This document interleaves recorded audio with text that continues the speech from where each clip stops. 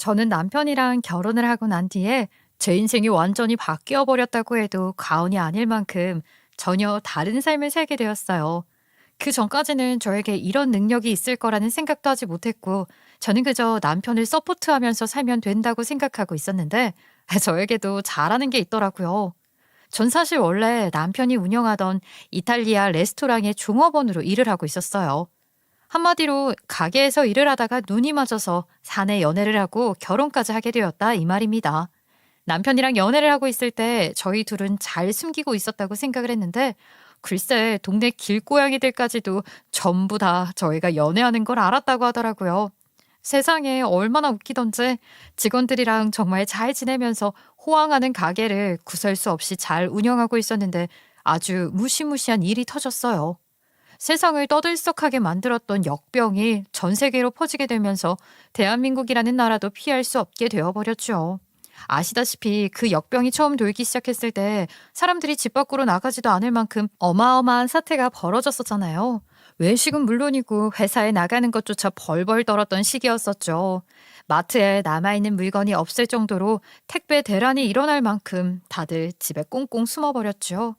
당연히 남편이 운영하던 레스토랑도 장사가 무척이나 잘 되는 곳이었지만 그 역병으로 인해서 월세조차 감당하기 힘들어질 정도로 어려워졌어요. 착한 건물주 열풍이 불면서 장사가 잘 되지 않은 곳에 월세를 깎아주기도 했었지만 저희 건물주님은 본인도 먹고 살기 힘들다고 사정을 봐주시지 않으셨고요. 사실 그게 의무도 아니었고 해주시면 감사한 거고 아니면 어쩔 수 없는 일이긴 했지만 서운하긴 하더라고요. 월세도 내지 못할 만큼 가게 장사가 되지 않았는데 직원들 월급이라고 꼬박꼬박 챙겨주기 쉬웠던 것은 아니었어요. 저는 결국 남편과 함께 이런 코시국에서 살아남기 위한 해결책으로 직장에 취직을 하겠다고 마음을 먹게 되었어요. 여보, 나라도 돈을 벌어야 우리가 최소한의 생활을 할 수 있지 않을까? 당신이 많이 답답하고 힘들어하는 거 잘 알고 있지만 그래도 우리 화이팅 해야지.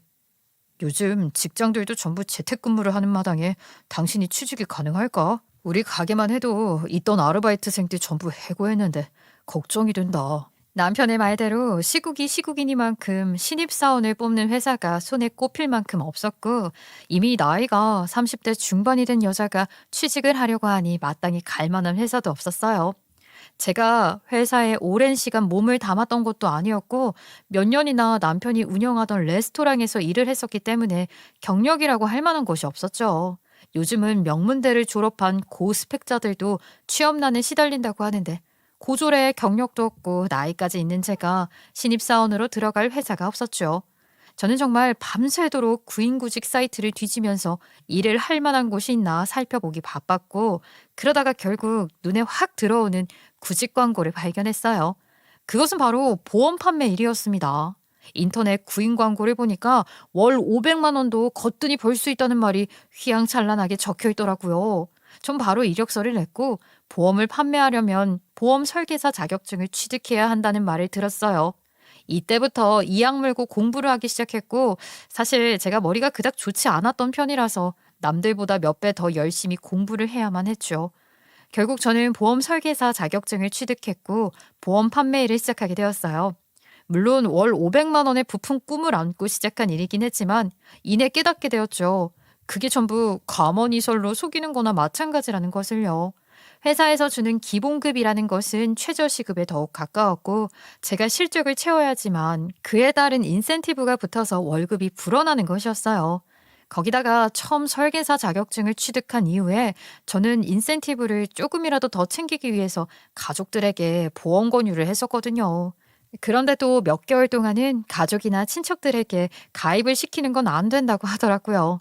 생각보다 규칙이 엄격한 곳이었지요. 실적만 받아먹고 퇴사를 요청하는 사람들이 많아서 그렇다고 하던데, 뭐 어쩌겠어요.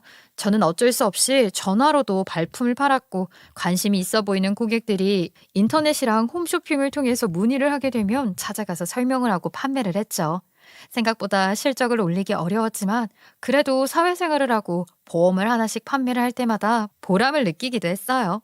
처음에는 사람들을 만나서 상품을 일일이 설명하고 이해가 가지 않는 부분에 대해 이해를 시킨다는 게 너무나도 어려운 일이었어요. 보험회사에서 가지고 있는 상품이 한두 가지도 아니었고, 고객들이 원하는 모든 조건을 만족시킬 만한 상품이 존재하지도 않았고요. 이리저리 특약으로 가입을 시키게 되면 내야 할 보험료가 매달 눈덩이처럼 불어나게 되니까 다들 꺼려하기도 했고요. 하지만 사람은 적응하는 동물이라고 하잖아요. 저는 점점 재미를 느끼게 되었고요. 적응도 하게 되었어요. 저는 남편이 가게에서 떠안게 되는 손해를 조금이라도 메꿔보려고 열심히 일을 하게 되었어요. 그렇게 보험회사에 발이 땀이 나도록 뛰어다닌 결과 6개월 만에 저는 우리 회사 최고의 성과급을 받는 사람이 되었어요. 소위 말하는 보험왕이라는 타이틀까지 거머쥐면서 1년에 한두 번 나오는 포상 같은 것도 전부 받아 챙길 수 있게 되었습니다. 회사가 크다 보니까 가전제품 같은 걸 포상으로 턱턱 쥐어주시는데, 그런 걸 받아 챙기는 재미까지 붙으니까 이 일이 뭐 천직이라는 생각이 들더라고요. 물론 제 노력만으로 인해서 얻어낸 성과라고 생각하지는 않았어요. 운도 따랐다고 생각하고 있었죠. 시국이 시국이다 보니까 보험에 관심을 가지는 사람들이 늘어났고, 전년 대비 더 많은 인원이 신규 가입을 했다고 하시더라고요. 전 아무래도 남편과 함께 손해를 메꾸면서 살아야 했기 때문에 조금 더 절실했고, 그 마음이 전부 실적으로 나타난 것이라 생각했어요. 그렇게 노력을 한 것과는 달리 점점 생활은 어려워졌어요. 제가 알지 못했던 사실 하나를 알게 되었어요. 남편이 글쎄 가게 운영이 어려워지자 큰돈을 대출받았었고, 그 돈으로 여태 우리 부부가 먹고 산 것은 물론이고 직원들 월급까지 지급했었다는 사실을 알게 된 것이었죠. 그래도 남편이 장사가 어느 정도는 되어서 가게를 유지하고 있었던 것이라 생각했었는데, 대출을 받았던 돈으로 돌려막기를 하고 있었던 거예요. 대출을 받았다는 사실을 왜 그동안 비밀로 했었던 거야? 나한테 솔직하게 말을 해줬으면 이자가 이렇게 불어나기 전에 어떻게든 해결을 했을 텐데. 미안해. 사정이 금방 좋아질 거라고 생각하고 역병이 터지고 얼마 지나지 않아서 받았던 대출이었어. 이렇게 긴 시간 고통받을 줄 몰랐지. 집합금지라도 풀려더라면 참 좋았을 텐데 내가 생각이 짧았어. 이렇게 가게 사정이 힘들었으면 양가의 도움이라도 청해볼 걸 그랬어. 그래도 우리 생활비는 내가 벌고 있으니까 일단 걱정은 하지 마. 지금 벌써 환자도 줄어들고 있고 곧 백신 접종도 한다고 하니까 우리 힘내서 버텨보자. 저는 기가 확 죽어버린 남편을 위해서라도 더 열심히 보험을 판매해서 돈을 벌어와야겠다는 생각을 하게 되었어요. 제가 남편의 가게에서 일을 할 때 사실 개인적으로 참 힘든 시기였는데, 남편이 제 옆에서 꾸준히 저를 지켜줬었거든요. 그때 받았던 마음의 크기에 보답하기 위해서라도 더 힘을 내야겠다고 생각을 했죠. 하지만 딱 한 가지 답답했던 것이, 코시국으로 인해서 집합 금지까지 걸린 마당에 남편이 식당 운영에 대한 미련을 전혀 버리지 못했다는 거예요. 인건비로 나가는 비용이나 월세로 나가는 비용이 워낙 컸으니까 장사를 잠시 접었다가 상황이 좋아지면 다시 열어도 된다고 생각을 했거든요.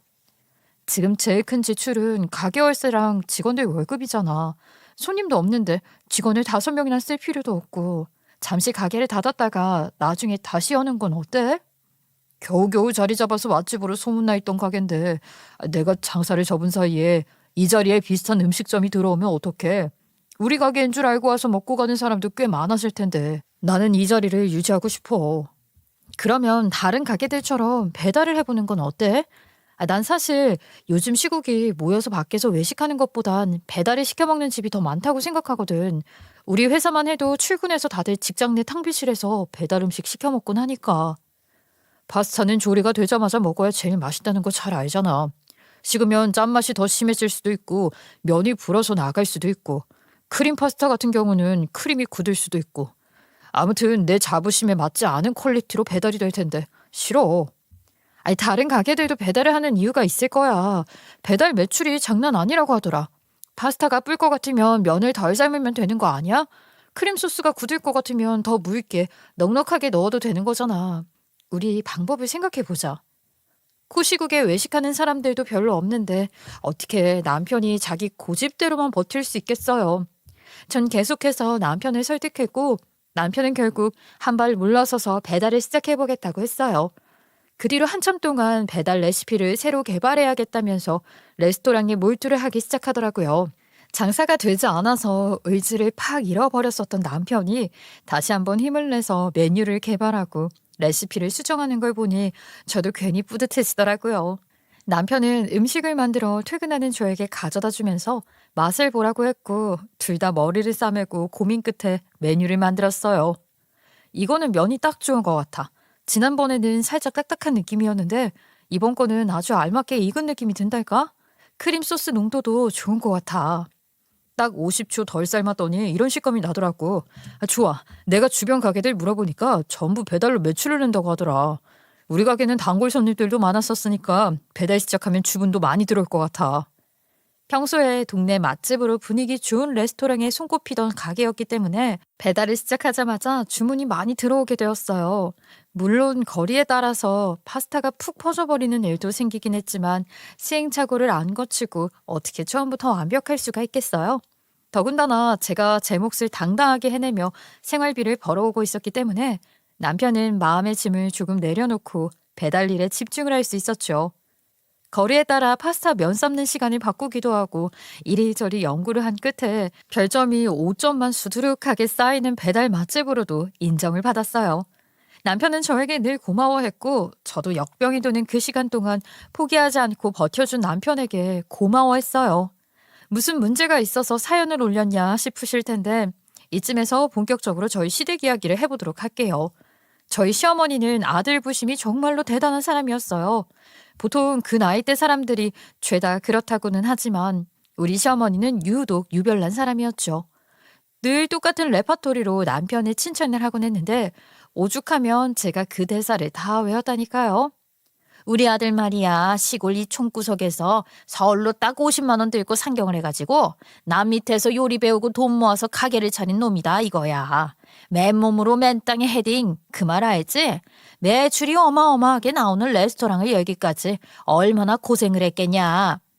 시어머니는 그런 느끼한 면 요리 안 좋아한다고 말을 하시면서도 이탈리아 레스토랑에 대한 자부심을 어마어마하게 가지고 계신 분이었어요. 아이 우리가 돈만 좀 있었어도 우리 아들을 떡하니 유학도 보내고 하는 건데. 아이 근데 참 우리 아들 대단하지. 외국물 한번 먹어본 적이 없는데 말이야. 그 어떤 사람들보다 외국 음식에 소질이 있으니 이게 바로 재능 아니겠냐. 남들 가는 시작 출발 지점부터가 다른 거지.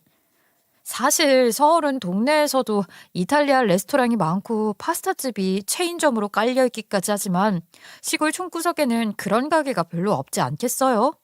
본인 아들이 남들은 잘 하지도 못하는 희귀한 음식을 만드는 줄 아셨던 시어머니는 늘 아들을 올려세우기 바쁘신 분이었죠. 시골 촌동네에서 밭농사를 짓는 사람들이었으니 은근히 외국에 대한 동경이 있으셨나 봐요.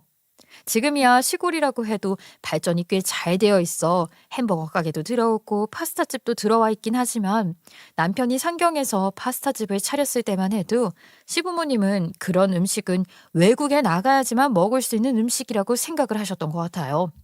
아이 우리 때 외식이라고 하면 짜장면이 최고였어.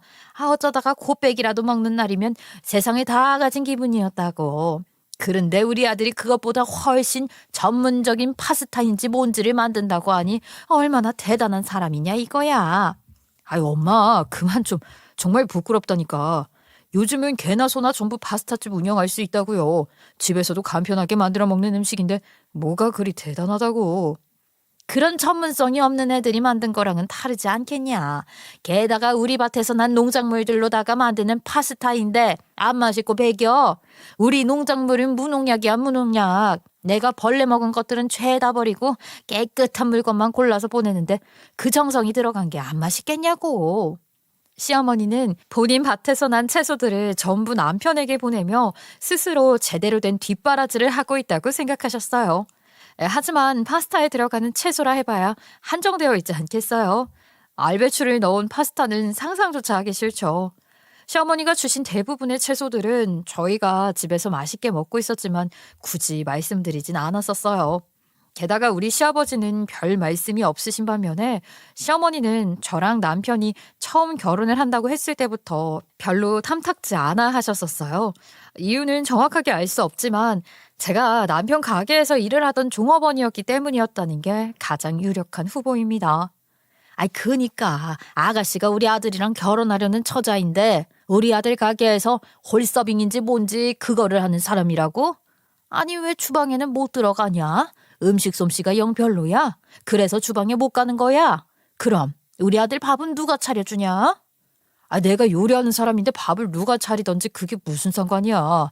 엄마, 요즘은 예전처럼 여자는 집안일, 남자는 바깥일 하는 시대가 아니라니까. 우리 때는 말이야, 남자가 주방에 들어가면 달려있는 것도 떨어진다고 했었어. 아무리 시대가 변했어도 고전만큼 제대로 된 것도 없는 법이다.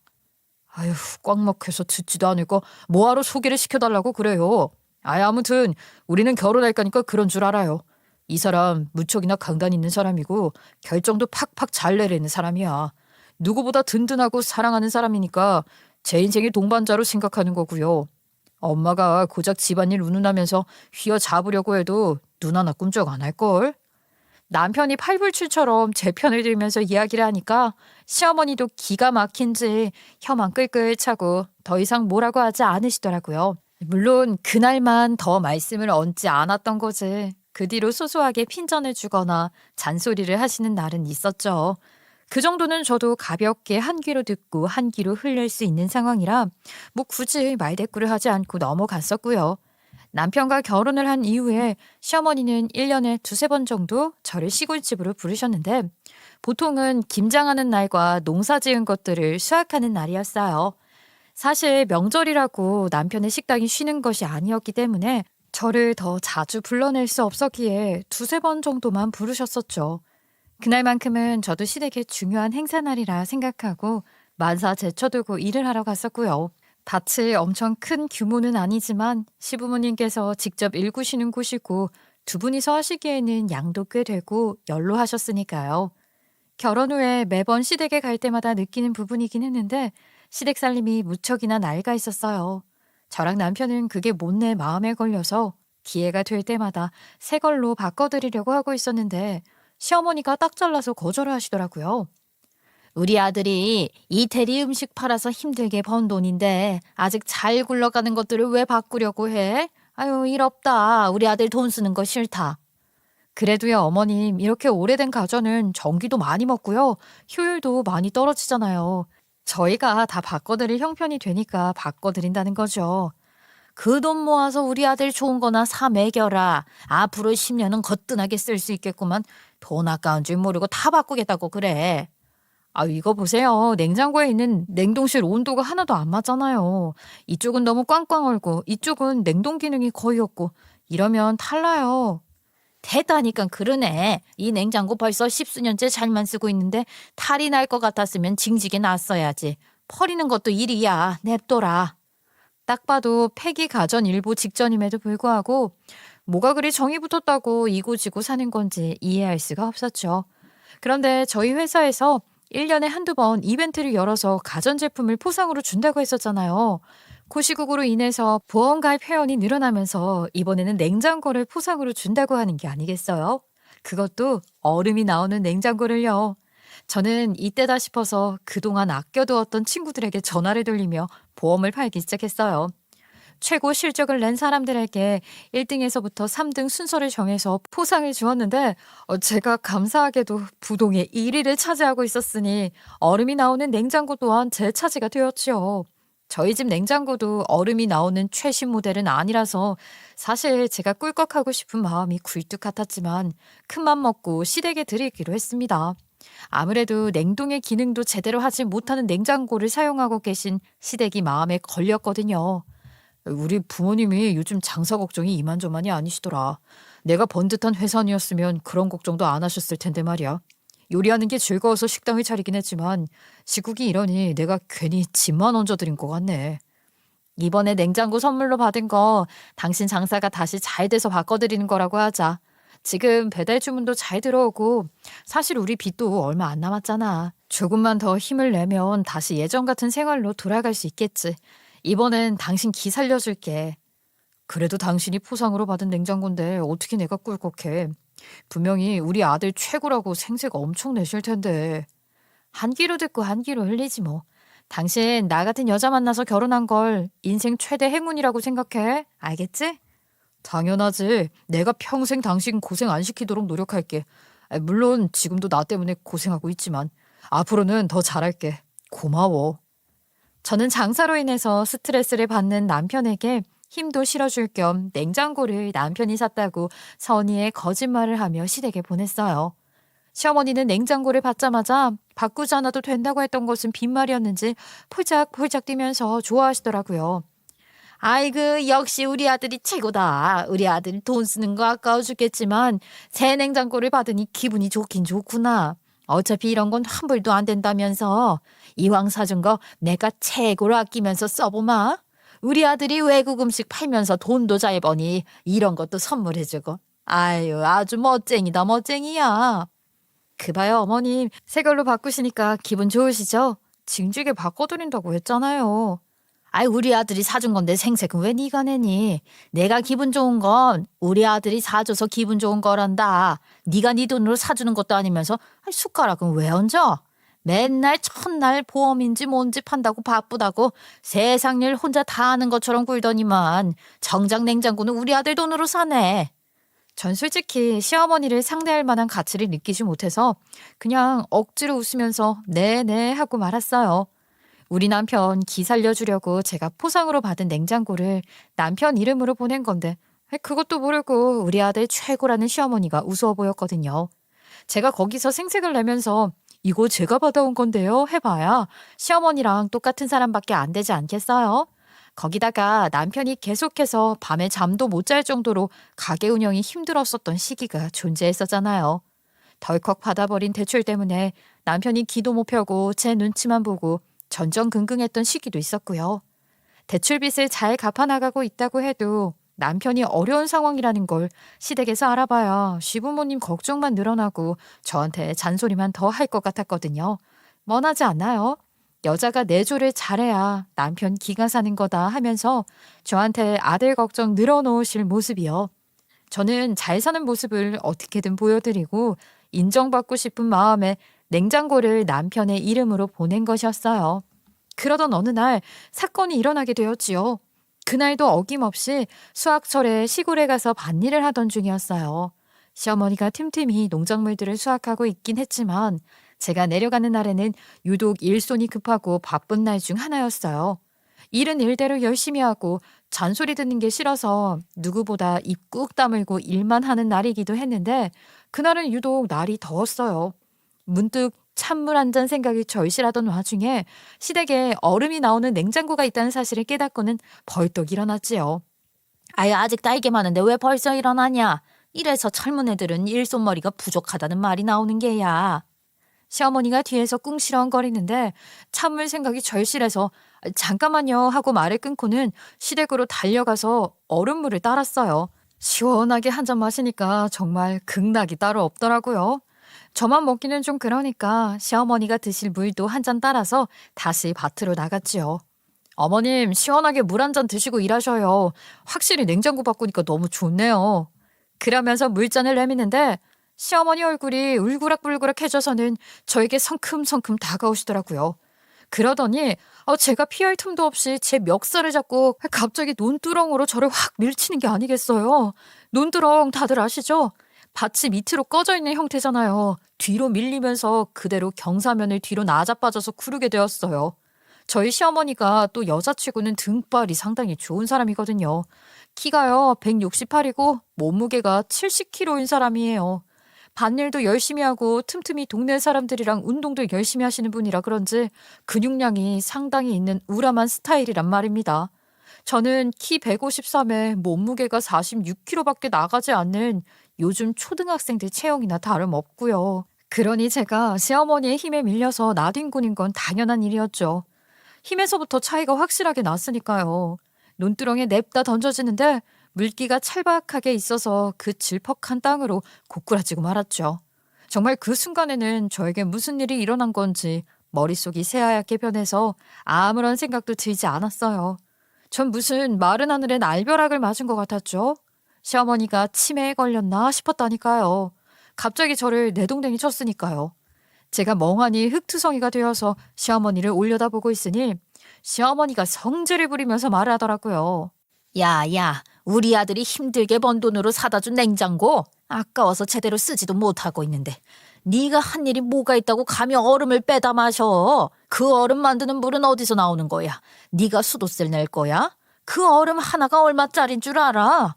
나랑 니네 시애비도 아까워서 그 버튼 한번 제대로 못 눌러봤는데 그걸 네가 감히 빼먹어? 누가 보면요, 금이라도 훔친 사람인 줄 알겠더라고요. 그 얼음 한 조각이 얼마나 한다고 고작 그런 걸로 며느리를 논두렁에 패대기 친단 말입니까? 얼음 나오는 정수기나 냉장고 써보신 분들은 알겠지만 얼음이라는 게 어쨌든 그 안에서 만들어지고 다시 녹지 않겠어요? 쉴 새 없이 다시 얼음을 만들고 하면서 돌아가는데 빼먹어야 할 타이밍이라는 것도 분명히 존재하고요. 가만히 냅두면 얼었다가 녹았다가 하는 건데 어차피 다시 만들 거 빼먹으면 안 되는 건가요?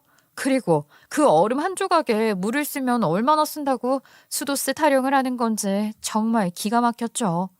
농사까지 짓는 사람이 왜 저런 말을 하고 사고방식을 가지고 있는 건지 그냥 저를 논두렁에 패대기 치고 싶어서 그런 것 같다는 생각을 하게 되었어요.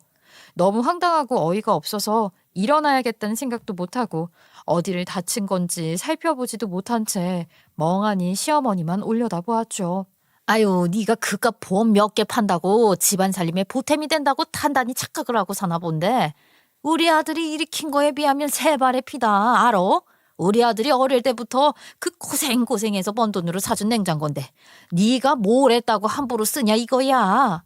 저는 시어머니에게 말하지 않은 사실을 하나 알고 있었는데 열이 받아서 전부 까발려야겠다는 생각을 하고 이를 부득 갈았어요. 그 순간 남편이 시아버지랑 같이 장에 나갔다가 시댁으로 돌아왔는데 논두렁에 처박힌 저를 발견한 거죠. 제가 미끄러져서 사고가 났나 싶었는지 남편이랑 시아버지랑 아주 헐레벌떡 달려오더라고요. 여보 넘어졌어? 거기 왜 그러고 있어? 내가 일으켜줄게. 어디 다치진 않았어? 기다려봐. 내가 지금 내려갈게. 어딜 내려간다고 그래. 여기 흙이 물 먹어서 얼마나 질퍽거리는데 다치니까 가만히 있어. 우리 마누라가 다쳤을지도 모르는데 보고만 있어? 아이, 엄마는 장화도 신었으면 내려가서 도와줄 생각을 해야지. 왜 보고만 있어? 남편은 저를 일으켜주려 내려오려고 하고 시어머니는 그 뒤에서 남편의 옷자락을 붙잡으며 그러지 말라고 위험하다고 뜯어말리고 있었어요. 웃기지 않아요? 저는 그 위험한 논두렁으로 냅다 던져놓고는 아들은 걸어내려가지도 못하게 하는 꼴이 참으로 어이가 없더라고요. 아, 내가 냅다 꽂았다 그래. 내가 며느리 저기로 처박았어. 네가 사준 냉장고 아까운 줄도 모르고 막 쓰길래 열받아서 그랬다. 그 말에 남편이고 시아버지고 얼굴이 경악으로 물들더라고요. 엄마 미쳤어? 이 사람이 어떤 사람인데 누군지나 알고 이러는 거야. 서울에서 난다긴다 하는 보험회사에서 서로 모셔가려고 하는 보험 판매왕한테 허리라도 다치면 일 못해서 큰일이라고 알고나 이러는 거야? 당장 사과해. 뭐가 어쩌고 어째? 아들놈 키워봐야 냉장고나 하나 해주고 돈으로 때우려고 하고 말이야. 평소에 전화도 한 번 안 하는 놈이 지 마누라 편만 드네. 나 때는 말이야. 남편이 어디 지 부모 앞에서 며느리 편에 드냐고 아주 혼쭐이 났다 이거야. 남편이 제 편에 드는 게 억울하다면서 시어머니는 계속 궁시렁거리기 바빴는데 갑자기 시아버지가 시어머니를 향해 소리를 쳤어요. 이 여편 애가 진짜 노망이라도 났나. 군소리 없이 일만 잘하는 며느리한테 왜 그런 짓을 하고 난리야. 우리가 며느리 덕에 지금 이만큼 먹고 사는 걸 왜 몰라? 당신은 또 무슨 말을 그리 선하게 해요? 왜 우리가 먹고 사는 게 며느리 덕이야? 우리가 밭농사 지어서 자급자족하는 마당에 제가 뭐 용돈을 줘, 생활비를 줘? 뭘 줘요? 그때 우리 남편이 제가 까발릴까 고민을 했던 그 이야기를 털어놓기 시작했어요. 사실 우리 남편이 장사가 많이 힘들어졌을 때 직원들 월급이며 월세며 감당하기가 힘들어져서 대출을 받게 되었었잖아요. 대출을 받으려면 담보를 잡아야 하는데 저희 집도 전세였고 가게는 월세였으니까 담보를 잡을 만한 게 없었어요. 그때 남편이 시댁 몰래 시부모가 밭농사를 짓고 있는 땅을 담보로 대출을 받았었던 것입니다. 그걸 처음에도 저에게 당연히 숨기고 있었는데 한 2달이면 상황이 좋아질 거라고 생각했던 게 길어지게 되면서 아주 큰일이 생긴 거죠. 다시 벌면 갚을 수 있을 거라 생각을 했었는데 빚은 빚대로 갚지 못하고 직원들 월급은 월급대로 밀리게 되었으니까요. 제가 집에 도착을 한 우편을 열어보다가 독촉장을 발견하게 되었고 남편이 시부모의 땅을 담보로 대출을 받았다는 것을 알게 되었어요. 시부모가 미리 일찌감치 그 땅이 더 싼 값일 때 남편에게 증여를 해주는 게 세금을 덜 내는 길이라며 증여를 해놨었거든요. 우리 아들이 부동산이라도 가지고 있어야 마음이 든든하지 않겠어? 아니, 물론 농경지라 가격이 그렇게 많이 나가는 땅은 아니지만 그래도 팔면 쏠쏠할 게야. 그런데 그 땅이 대출을 제대로 갚지 못해서 넘어가 버리기라도 하면 시부모도 먹고 살 길이 막히는 거 아니겠어요? 저는 그 빚을 갚기 위해서 보험일에 뛰어든 것이나 마찬가지였는데 더 막막한 건 남편이 증여받은 그 땅을 싼 값에 팔아버렸다는 겁니다. 당장 들어오는 빚독 쪽에 스트레스를 받아서 잘 아는 사람에게 땅을 싸게 팔았는데 그 사람이 시국이니만큼 농사를 지을 수 있게 허락을 해준 것이지요. 그 사람도 농사를 지으려고 땅을 산 것이 아니라 추후에 뭐 개발이 될까 싶어서 싼 값에 인수를 한 것이었고요. 대신 남편은 월세 개념으로 어느 정도 돈을 내고 땅을 빌려서 시부모가 농사를 짓는 데에는 별 탈 없이 조치를 취해둔 것이었어요. 저는 처음에 이 사실을 알고 분노했지만 그래도 미우나 싫으나 제 남편이었기에 시부모님에게는 비밀로 하고 덮어두었던 것이었어요. 제가 보험일에 소질이 있다는 걸 알았기 때문에 어떻게든 다시 그 땅을 찾아오면 된다고 생각하고 있기도 했고요.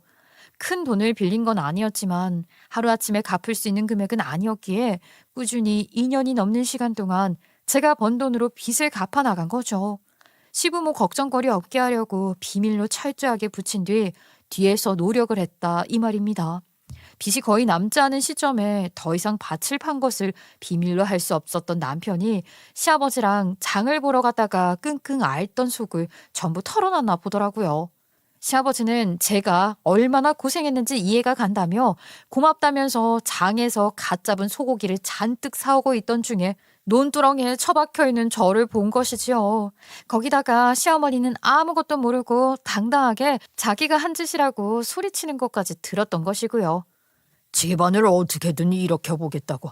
밤이고 낮이고 보험 팔러 다닌 며느리에게 무슨 불만이 그리 많아서 이런 일까지 치냐 이 말이야.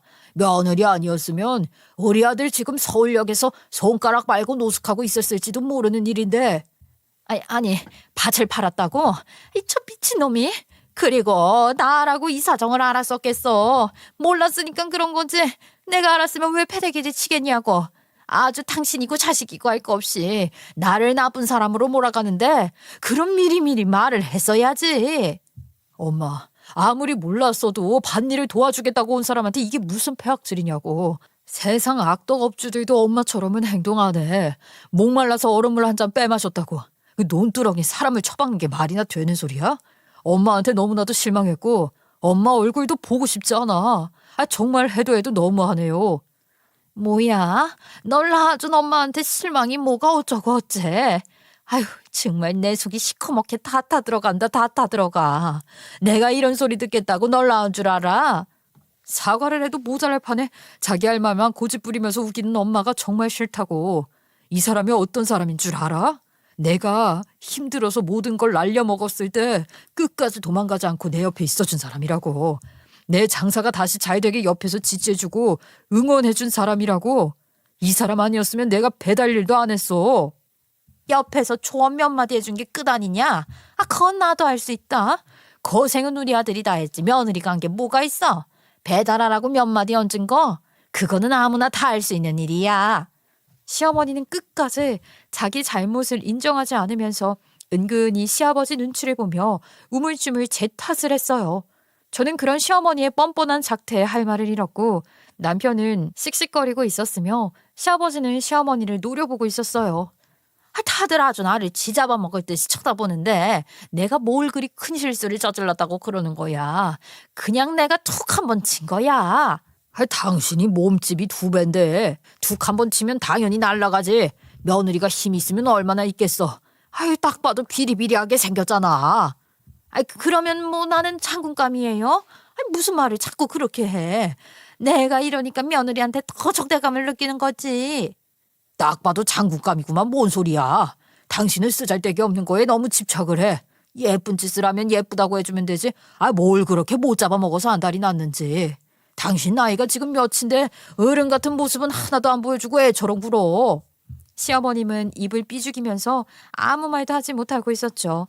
남편이 저를 일으키겠다고 논두렁에 내려와서 손을 내밀었는데 제가 허리가 나간 건지 뭔지 너무 아파서 일어나지를 못하겠더라고요. 남편이 발을 동동 구르면서 저를 업겠다고 등을 보여줬어요. 당장 병원이라도 가봐야 하는 거 아니야? 뼈를 다쳤으면 어떡해. 일단 오늘은 병원 문도 다 닫았겠다. 집에 들어가서 찜질이라도 좀 하자. 업혀봐. 아이고 정말 가지가지 한다. 지 어리도 나가려고 저걸 얻겠다고 하네. 여기 경사면이 얼마나 가파른데 쟤를 얻고 어떻게 올라오겠다는 거야.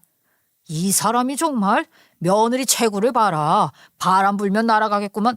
저만한 사람도 못 업으면 그게 남자야? 어? 그러면서 시아버지가 시어머니를 툭 하고 쳤는데 아들 내려다본다고 경사면 끝에 아슬아슬하게 서 있던 시어머니가 균형을 잃고 앞으로 확 쏠린 거예요. 어떻게든 넘어지지 않겠다고 발을 구르다가 그만 앞으로 휙 나자빠져서 논두렁에 저처럼 자빠지게 된 거죠. 시아버지가 일부러 친 것 같다는 느낌을 지울 수가 없어서 솔직히 저는 속으로 엄청 웃음이 터져 나왔어요. 하지만 시어머니가 자빠진 채로 아파 죽겠다고 난리를 치는 통에 속 시원하게 웃을 수는 없었죠. 아이고 이 사람아 나를 밀기는 왜 밀어? 나 죽네 나 죽어. 허리 아이고 허리 아작난 것 같다. 허리 아프다고. 뭘 그리 죽는 소리를 하고 있어. 고장 놔둔 놓고. 당장 올라와. 아니 당신이라도 나를 업어야 하는 거 아니요? 예, 너는 뭘 그리 보고만 있니? 당장 일으켜주던가 해야지. 남편에게 업히려고 준비 중이던 저를 보면서 손을 내미는데 제가 왜 손을 잡아줘야 하나 싶더라고요. 어머님, 똑같이 빠져보시니까 기분이 어떠세요? 아주 더럽죠?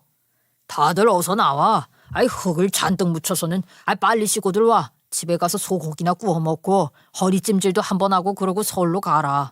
우리 며느리가 빚 갚느라 고생했으니 내 오늘만큼은 소고기 잔뜩 구워서 대령하마. 제가 씻고 나와서 등에 파스를 붙이고 나니까 시아버지가 정말로 소고기를 굽고 계시더라고요. 마당에 불까지 피워서 구워주시는데 잘 익은 고기가 보이는 족족 제 앞에다가 고기를 놔주시더라고요. 시어머니가 먹으려고 한 점 집으면 두세 점씩 집어서 제 앞에 놔주시는데 시어머니가 입을 삐죽이면서 궁시렁거리더라고요. 순간 혼잣말로 궁시렁거리다가 뭔가가 문득 생각이 났는지 저에게 들으라는 식으로 그러시는 겁니다. 아주 그깟 푼돈으로 빚 좀 갚는데 도움됐다고 귀족 대접을 받네. 아니 그러고 보니까 우리 아들한테 예전에 물려준 우리 밭 있잖소. 그 밭 팔면 대출빚 갚고도 넉넉하게 남겠구만. 그 물려준 땅이나 팔아버리지. 이 놓친 애들도 농사 안 짓고 편하게 살게. 그거 갖다 팔면 저 여우 같은 며느리 도움 안 받아도 되고 어깨도 펴고 살겠구만. 왜 그렇게 책 잡혀서 살고 있는지 몰라 정말. 어머님, 아직 모르셨어요? 그 땅이요. 이미 아드님께서 징지게 팔아먹었어요. 어머님 농사 짓고 사시는 거 월세 내면서 사용 중인 거라고요. 그 말에 시어머니가 입을 떡 벌리더라고요. 아주 입으로 망하려고 작정을 했어. 그나마 며느리 덕에 먹고 산 거라고 내가 몇 번을 말해. 그리고 그 월세도 내년부터는 내지 마라. 이번 농작물만 전부 수확하고 나면 우리도 농사 짓고 알아서 소일거리 하면서 살 테니까 말이야. 그게 한두 푼이냐. 아니 그 땅을 누구 허락 없이 팔았다는 거야. 진짜 이놈이 미친 거 아니야. 지 부모한테 말도 안 하고 부모 땅을 팔아치워. 10초 전에는 팔아버리라고 해놓고 이건 또 무슨 소리야. 제발 정신 좀 차리고 살아. 시어머니는 입맛이 뚝 떨어졌는지 갑자기 젓가락을 탁 내려놓고 방에 들어가 머리를 싸매고 누워서 끙끙 앓는 소리를 내더라고요. 저한테 지랄했던 것들이 있으니까 아들을 좁힐 수도 없고 만감이 교차했겠죠. 남편이 그런 시어머니의 속을 한 번 더 뒤집어 버렸어요. 어차피 아빠도 이번 농사만 끝나면 다 접으신다고 하셨으니까 앞으로 일손 부족하다고 우리 마누라 부릴 생각하지 마세요. 이제 얼마 안 남았잖아. 시어머니는 땅 팔아버린 자기 아들이 미워 죽겠지만 제 눈치를 보느라 시부 눈치를 보느라 아무 소리도 못하고 눈만 부라리더라고요. 내가 아주 더러워서 니네 부부 안 부른다. 오지마. 2번 다시는 올 생각도 하지마. 아주 둘 다 꼴도 보기 싫으니까. 휴가까지 쓰고 일을 하러 간 것이었는데 하루아침에 집에 돌아오게 됐죠 뭐. 허리가 아파서 다음날 병원에 다녀오긴 했는데 다행히 뼈가 다친 것은 아니었고 근육이 조금 놀란 거라고 하더라고요. 물리치료받고 찜질받으니까 살만해서 남편이랑 열심히 맛있는 거 먹으러 다니면서 휴가를 즐겼습니다. 며칠이라는 시간이 지나고 시어머니에게 뜬금없이 연락이 왔는데 저에게 그동안 고생 많았다고 하더라고요. 뭐 시아버지나 남편이 시켜서 한 전화겠지요. 그래도 이 집안에 제가 없으면 안 된다는 것을 깨달은 건지 뭔지 갑자기 시아버지랑 남편 흉을 보더라고요. 내가 그동안 너한테 모질게 굴었던 거 사과하마. 그래도 집안에 여자들끼리 뭉쳐야지. 여자들 없으면 굴러가지도 않아. 이 집 남자들이 다 그렇다니까. 너나 나나 이 집에 시집 와서 이게 무슨 고생이냐. 나도 이 집으로 시집 온 이후에 아주 쎄빠지게 농사만 짓고 산 거 알잖냐. 내가 이제부터 네 편 해줄 테니까 우리 앞으로 잘 지내보자. 아이 그동안 수고 많았어. 전 대충 네네 알겠습니다 하고 대답을 하긴 했지만 그 뒤로도 시어머니는 눈치가 보이는지 저에게 함부로 하지 못하는 것은 물론이고 불러내지도 못하더라고요. 그 이후로 집합금지도 해제가 되고 다들 일상을 회복한 지금 우리 남편의 가게는 다시 잘 되고 있고 배달도 열심히 하고 있어요. 저도 그동안 저희 부부가 까먹었었던 돈을 메꾸기 위해 열심히 일을 하고 있고요. 여전히 보험왕 자리도 차지하고 있답니다.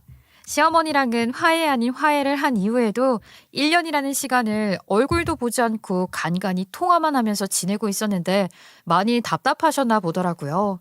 최근에 제대로 사과를 하고 싶으신 건지 뭔지 동네 시골 사람들에게 보험 설명 좀 해줄 수 있냐고 연락이 왔더라고요. 저에게 직접 내려와서 설명 좀 해달라고 하시는데 이참에 얼굴이나 보자는 소리겠죠.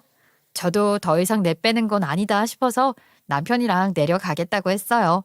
다음 주에 뵙기로 했는데 이번에는 제대로 며느리 대접 받을 수 있겠죠? 앞으로는 서로 삐걱거림 없이 잘 지내보고 싶은 마음이랍니다. 여러분들도 저와 같은 일 겪지 마시고 지혜롭고 현명한 고부사이 되시길 바라며 항상 건강 잘 챙기시고 제 이야기 끝까지 함께 해주셔서 감사합니다.